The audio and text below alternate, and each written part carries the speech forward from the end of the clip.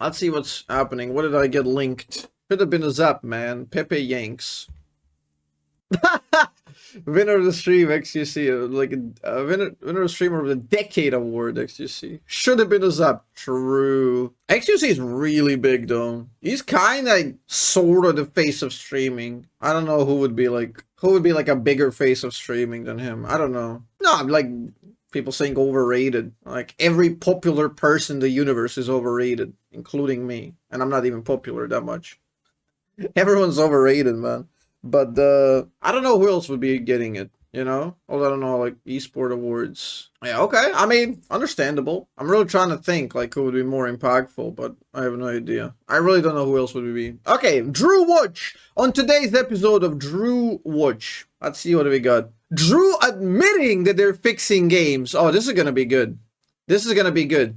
Where if you have good win rate, the system will automatically fix the game, so you have a much higher chance of losing. Holy shit, he's admitting. I can't wait to read this. It's going to be confirmation of the LosersQ. This is called engagement optimized matchmaking. It's not skill-based matchmaking.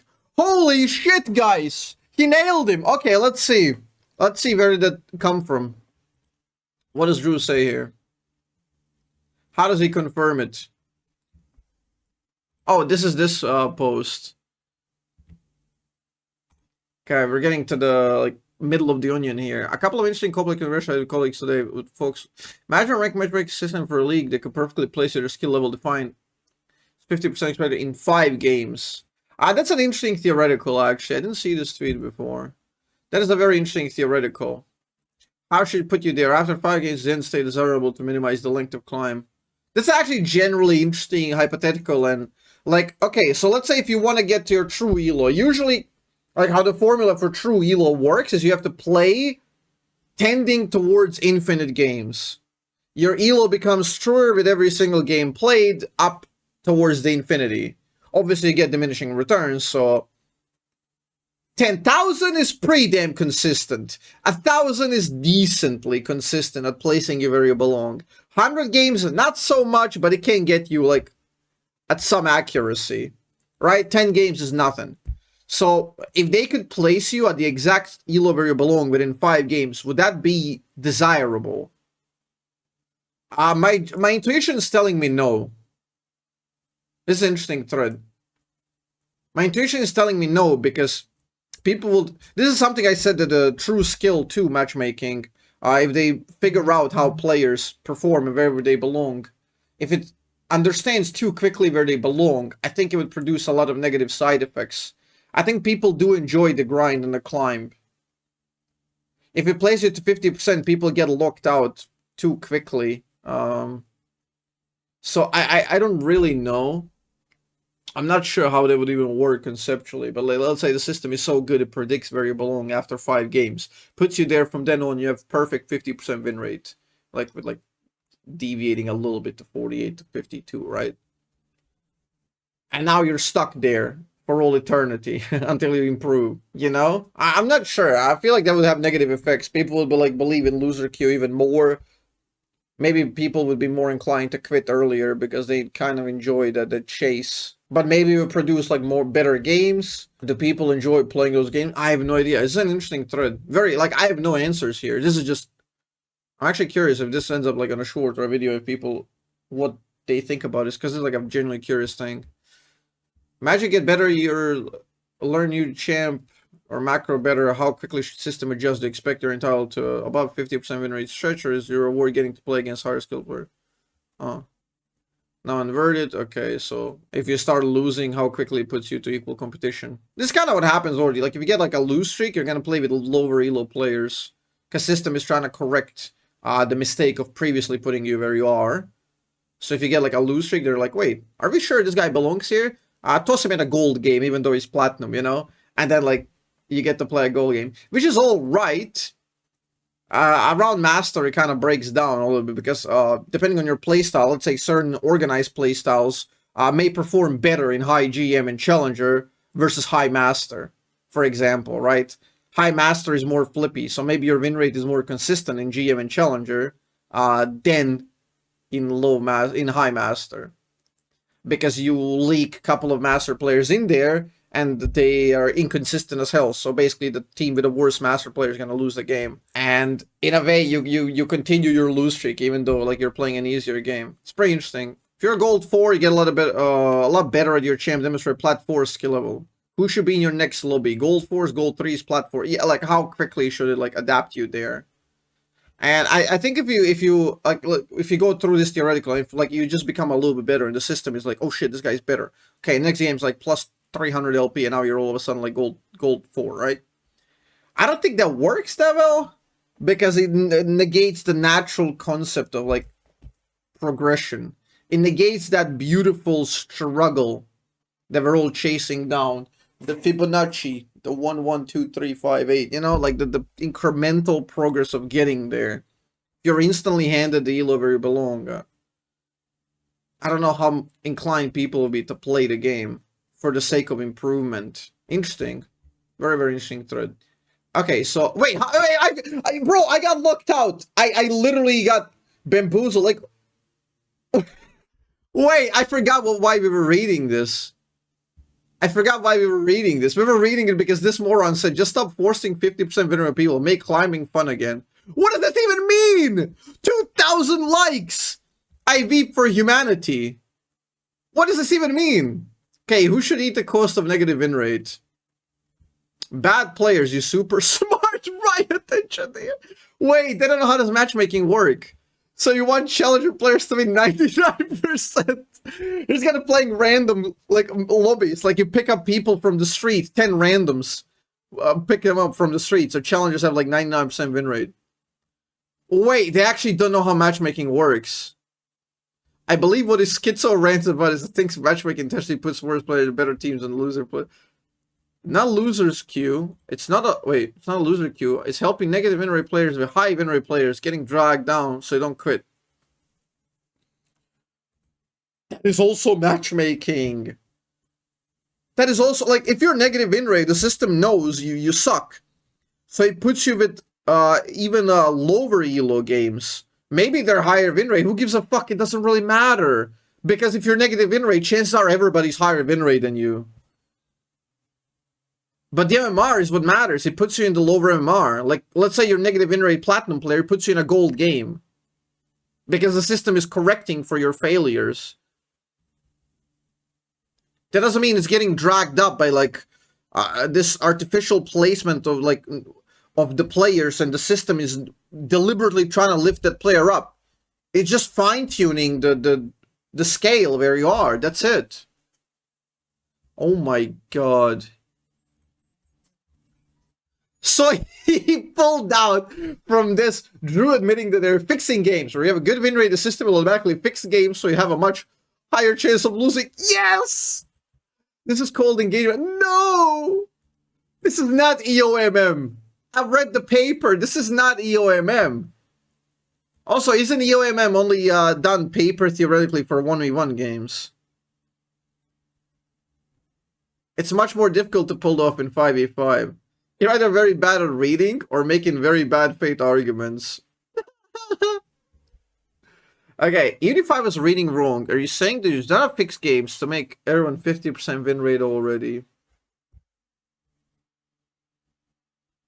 To max, like, I love how he puts it like to maximize engagement, you know? This is like the conspiracy line. To maximize the engagement of players. Like, in a way, it's kind of true, but not in like this nefarious way that he thinks so. It's true in a way where you don't want iron players to have 1% win rate. You don't want them to play versus platinums, diamonds, challengers, grandmasters, right? Like, you don't want them to go in a game, have 98% win rate or lose rate, and then they just stop playing the game. But that's literally every matchmaking system ever. Please tell me your response to this. I admire your mental endurance. It helps to absolutely have no respect for people who intentionally twist my words. It's agreeing thoughtfully. Oh my god. Can you call him CR? No, nice. Base. Okay, he keeps responding. Sorry, is engagement-based matchmaking where we don't try and create lobbies where people have 50... Does he respond? Oh my god, he responds. When you force 50% win rates, this is the definition of internet experience. This is literally internet in a nutshell. The personification of Dunning-Kruger effect. Somebody reads headline. Probably they don't even finish the headline. Like when it gets to the 3 dots, they stop reading the headline. They don't know what EOMM is. They haven't read the paper. They haven't seen anything about how this works. They don't even know how regular matchmaking works, let alone the engagement optimized matchmaking. And then he just starts yapping.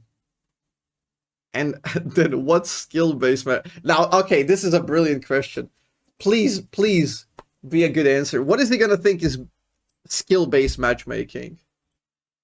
Please tell me he loops back to the same exact definition. Can't you hear in the name?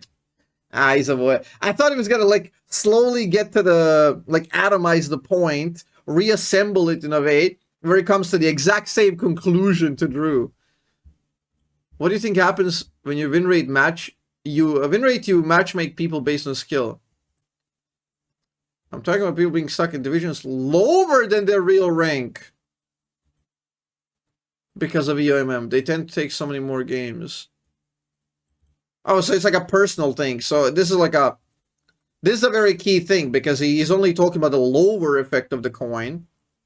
Because if it produces inaccuracies, like some people should be higher than they belong. So this is specifically because he's trying to deflect the fact that he's like low reload than he would like to be. So he thinks that the system is rigging it. This is like moon landing is fake straight up. What does their real rank mean? They have an MMR. We believe their MMR describes as kill. We do our best to put 10 people equal skill together. Kind of for the rule. Okay. Oh, I can't believe he did back-to-back tweet trying to explain to this Australopithecus. He's trying to explain to him how matchmaking works. You're changing the subject. I said you people fix the matches for one team to have a higher chance of winning. Well, that's just not true. Right, I'm saying that's bullshit, and also you're demanding to see our source code. This started because you misrepresented my question. I think guys should just be open with the fact that you fix games for people to play more games. If we wanted to, we could get people to play way more by actually doing... Get people to play way more by actually doing UMM, breaking low streak, giving people reliable access to pop-off games, adding bots to rank games. This is like a big one. This is how you optimize engagement, by the way. Sneaking a couple of bots on a lose streak. That is a banger. But we don't because we give a fuck about competitive integrity. Lose streak and win streak is not a big thing in League already. What? Just a matter of time. Sheep will wake up. Okay, it's a perfect ending. Oh my god. That... Like, this is the worst thing about arguing. This is the worst thing about arguing with people like this because you're, like, operating on two different fields. Like, it's two different dimensions. If your argument is predicated upon rational thought, and the former person doesn't engage in rational thought, the entire argument is moot because you get to this. It's like, you're completely missing each other because if you try to rationally explain to somebody who doesn't engage in rational thought, it doesn't fucking matter.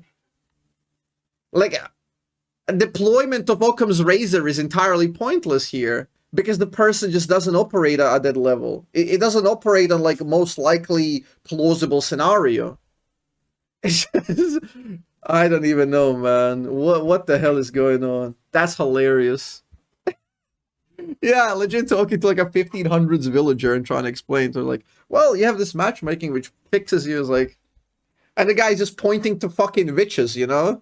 He's like, oh, we should burn the witch. Like, how does it know where I belong? It's like, it's a system that tracks your ranking, you know? It's like, god damn it, man. What a hilarious thing. What a hilarious thing. Okay, let's there's like there's plenty of Reddit posts that Brenzy sent to me as well. What is this? The awful client must be sabotage the new player experience. True. I mean, it's like okay. I'm so used to the client by now it took me trying to get my girlfriend to League to fully realize how horrible the thing is. Like, of course I used to tell before, but the thing doesn't bugs. This is something I talked to Drew about, by the way, over a month ago, even longer. One of the key things that I told to him is about the client. And I think it's a fully acknowledged fact by the Riot Games that the client is in a terrible state. And I do believe that in the next 2 years, we're going to see a major improvement to client. I may be like huffing on like some serious copium and hopium, you know, weapons grade stuff. But I do believe that Riot is serious about making their game better. And one of the first things that they want to do is the client. I think they're also looking to implement voice chat at some point. And for that, they also need to rework the client. So it's kind of like hand-in-hand things. I think it's going to happen. What changed now? My perception of Riot Games. That's what changed. Maybe some internal restructuring of how they do things. Recently, they've been way more engaged with the community, and they're actually looking to constantly take feedback and improve something.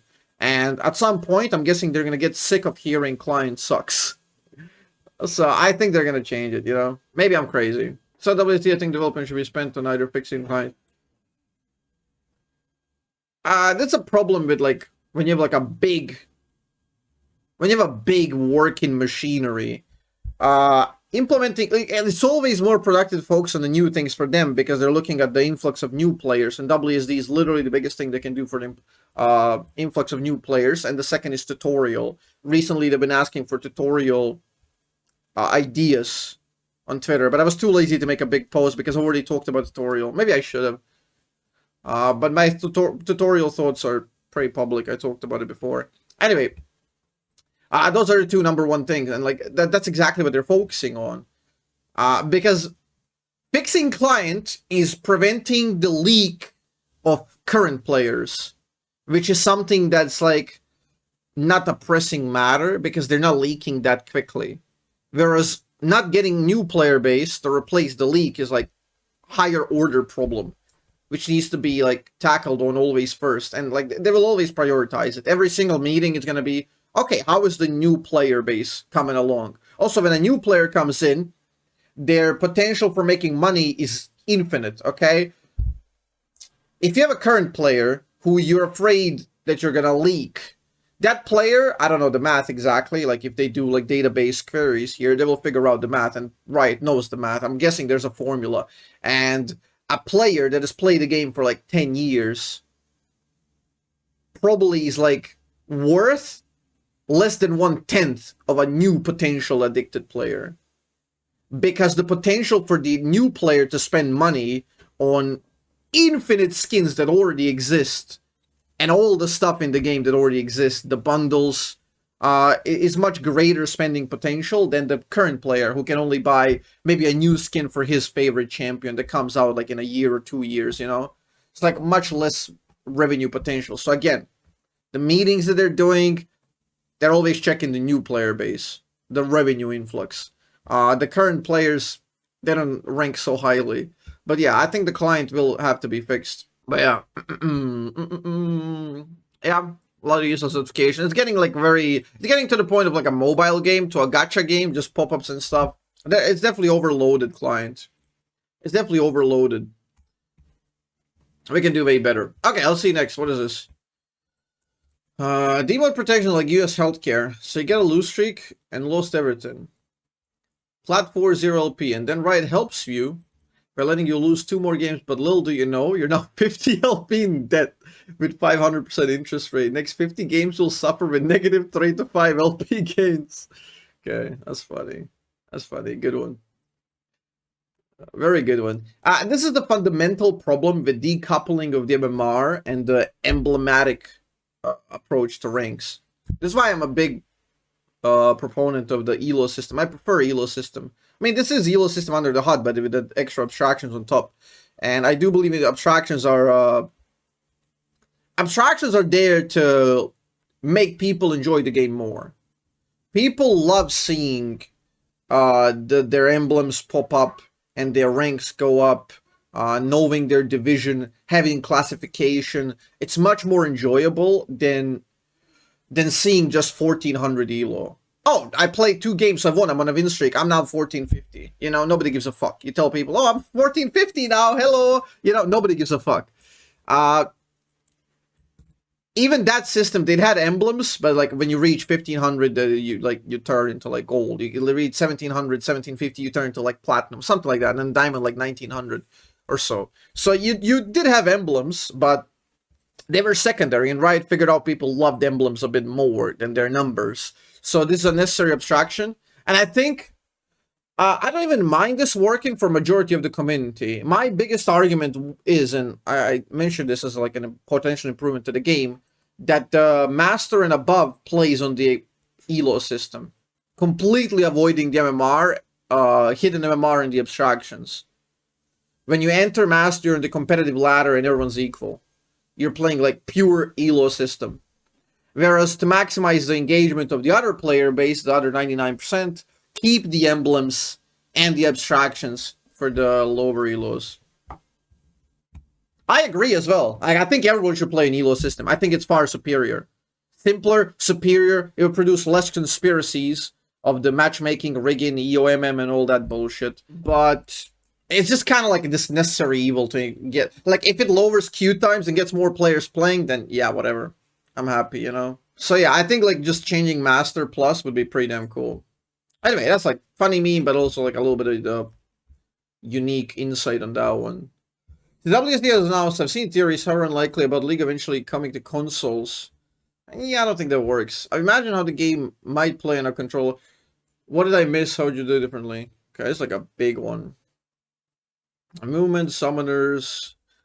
Yeah, like I don't imagine this works without like reshaping the game and or doing like some serious aim assist that the game kind of makes some decisions for you based on your inputs, simplifying the game, making it easy, like playing Wild Rift on your PlayStation 5 or something like that, right? That's like the closest you could get. I don't think like the true League of Legends, the elitist experience, can ever be mapped on a controller. Yeah, there's gonna be like loss of detail in translation and the nuance and the beauty that is League of Legends.